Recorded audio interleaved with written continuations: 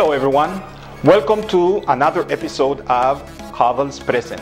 I'm Ponce Ferguson, and this is our first show of the year.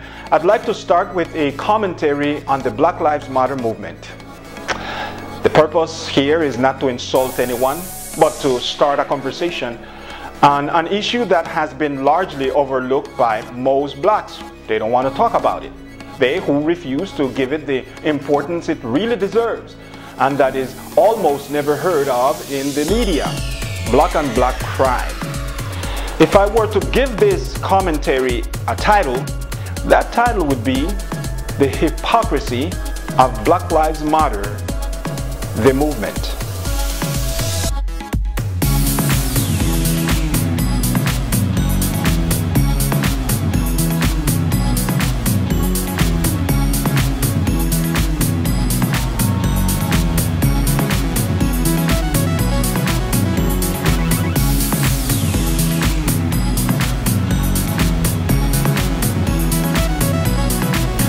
There is a stark contrast between Black Lives Matter, the movement, and the true meaning of Black lives having a purpose and significance in our society today. Black Lives Matter, the movement, which originated as a hashtag to voice the community's discomfort with the injustice that polarized our society, has grown into one of the biggest black movements in present history. The Black Lives Matter movement, which was created in 2012, right after the acquittal of George Zimmerman, you guys remember, who killed Trayvon Martin, a black teenager, moved on to be the biggest PR organization for black community or black communities. It's not just protesting the injustice they find in the acquittal of a black killer anymore. It graduated from that. Now to almost exclusively protesting against police brutality and killings of black men and women, unarmed black men and women. So from protesting what was perceived as injustice in the murder of a young black man, the Black Lives Matter movement now targeted police brutality, and rightfully so. But I must say that while I agree with that part of their mission, while I believe that those in power can and do make mistakes, sometimes deadly ones, and that their actions should be scrutinized and accounted for, I also believe, and to a much greater extent, that the Black Lives actions are somewhat misguided or misplaced or misdirected. How so, you may ask? Well, before I answer that question, let me share some statistics with you. Let me share some data. According to the FBI Uniform Crime Report, 2,490 Afro-Americans were murdered during the year 2013. And get this, of that number, 2,245 were killed by blacks. So approximately 90% of blacks were killed in 2013 by blacks. That's black on black crime. In fact, we don't see this trend prevalent across any other ethnic group as we do see it in the Afro-American community. Now, for that same year, 2013, less than 1% of black people were killed by police officers. So, more than 90% of black people are killed by black people, and less than 1% are killed by police officers. While the percentage of blacks killed by police officers is very, very low, that does not excuse the killings. Police murdering blacks is not acceptable, especially if the victim is unarmed and possesses no threat, as the case has been in so many cases. But more disturbing than that is the fact that the disdain that exists when a black person decides to take another black person's life. Okay, so back to our question. How can I say that Black Lives Matter's actions are misguided, misplaced, or misdirected? When the amount of violence that is consuming black neighborhoods is coming from those who live in those neighborhoods, or coming from black people themselves, and everyone's attention is relegated to the actions of a very minuscule part of the problem, then I think that those actions are misplaced, misguided, or misdirected.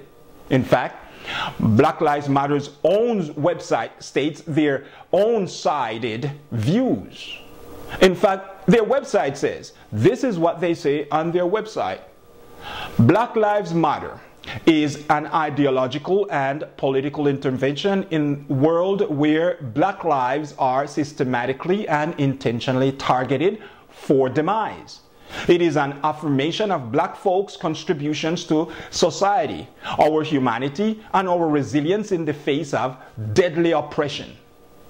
Well, let me tell you, it's obvious that they are referring to law enforcement authorities and the powers that be.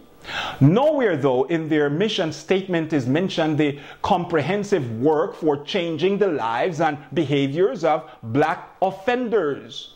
And the ideological and political intervention here should be one of mind-changing in those crime-ridden neighborhoods.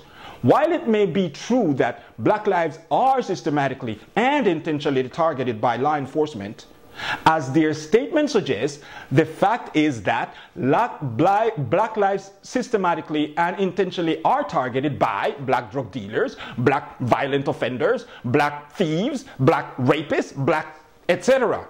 You get the picture. So the Black Lives Matter movement affirmation should be to contribute to those crime-infested neighborhoods and fight the oppression that black criminals exercise in these communities. While this might sound as a joke, I am dead serious.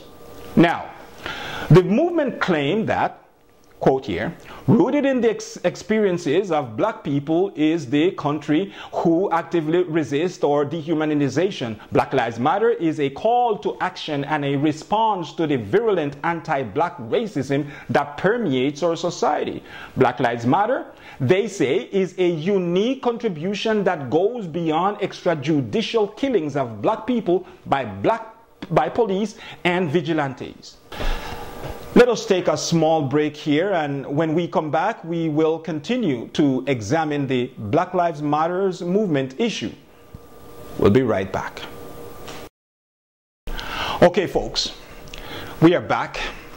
And as I was saying before we took the break, 90% of black people fall victims of black people. So let me say this again. If the Black Lives Matter movement is working for the validity of black lives, and if they are working to rebuild the black liberation movement as they claim, then that struggle, that fight begins in the impoverished black neighborhoods, not in a mall or airport or police departments or wherever. It is very difficult for me to understand, much less to support, a group or movement that centralizes its energy, its focus, and its vision onto one very small aspect of a very large problem, however important it may be. I am more afraid of getting killed by another black person than by a police officer. The truth is that the chances of me getting killed by a police officer or mistaken to be killed by one are slimmer than getting killed on purpose by some black person. Black on black crime, only as a point of reference, is a very superficial and of no use. So, if black people don't value black people's life, tell me, why should we expect and boisterously demand that others respect our lives? Why? Now you see why I think that this Black Lives Matter movement is a bunch of misguided hypocrisy. Because they are trying to fix another people's behavior when our own community, when our own people's behavior is in desperate need of fixing. I truly believe that every life matters. I believe that black lives do matter. And because black lives do matter, it is there where we have to channel all our energies to try to change how we view each other and how we treat and deal with one another. Black Lives Matter should be rallying and protesting and organizing marches in those neighborhoods that are infested with drug dealers and violent offenders. The Black Lives Matter movement should be seen day in and day out on the streets of Southside Richmond in Virginia, where a grandfather the other day, answering a knock on his door at 6 in the morning, received 2 gunshots to the chest that took his life. Or they should be seen on the streets of Southside Chicago in Illinois, where a 33-year-old black man lost his life after being shot repeatedly by a black suspect. Or perhaps they should boisterously show their presence on the streets in Camden, New Jersey, where a 22-year-old black victim was shot and killed by, you guessed it, another black person, all of which happened a couple days just before Christmas 2015. Wait one second. Why don't we see Black Lives Matter in the middle of these drug-infested neighborhoods rallying against black-on-black crime?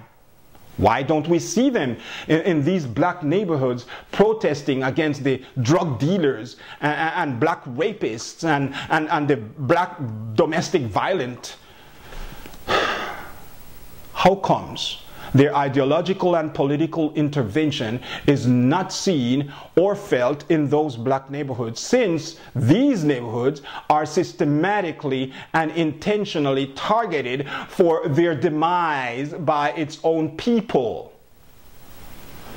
If the Black Lives Matter movement is truly an affirmation of black folks' contribution to this society, and if their present or resilience of their faces in deadly oppression, why aren't they fighting the same fight that thousands of mothers and fathers fight each night across the nation when their children are gunned down by the senseless hands of evil represented by blacks? Who knows? Maybe they are different. They have a different agenda. Maybe, just maybe, they are concentrating on police brutal treatment of black people for some specific reason. Or perhaps they just wanted to go with the easiest thing that would give them greater attention and exposure. But really, have you asked yourself that question though? Why don't we see those Black Lives Matter hashtag signs moving around in our neighborhoods? Why? Well, let me finish with this quote. The enemy is within the gates. It is with our own luxury, our own folly, our own criminality that we have to contend. Marcus Tullius Cicero. Let me know what you think about this comment. I would truly appreciate your criticism. Like us on Facebook, follow us on Instagram, and subscribe to us on YouTube, all under K Present. You can follow me on Twitter at P Ferguson, where the S is a 5. And don't forget to stop by our website at kpresent.com. Once again, on behalf of everyone here at Cavals Present, I'd like to thank all of you for your support in watching our shows. We have a lot of wonderful things planned for this new year. We hope you stick around with us and let your family and friends know about us. Remember, visit us at our website, kpresent.com. On behalf of all of us here at Cavals Present, I'm Ponce Ferguson. Be good, be blessed, good night.